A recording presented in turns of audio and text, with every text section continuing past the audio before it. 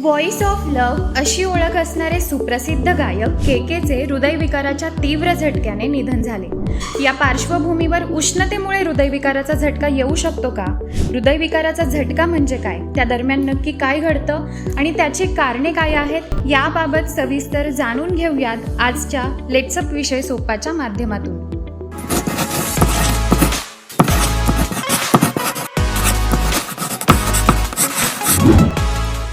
उष्णता अस्वस्थतेमुळे हृदयविकाराचा झटका येऊ शकतो का?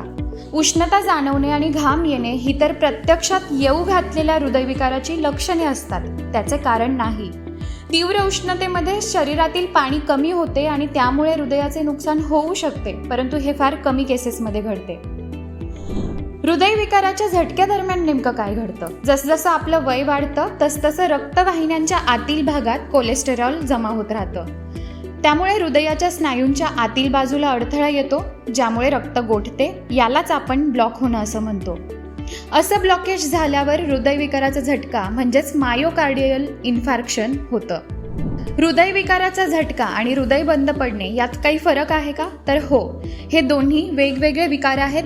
साधारण 80% केसेसमध्ये अचानक हृदयविकाराचा झटका येतो, परंतु सुमारे 15-20% केसेसमध्ये हृदयविकाराचा झटका न येता हृदयाचे कार्यच थांबते.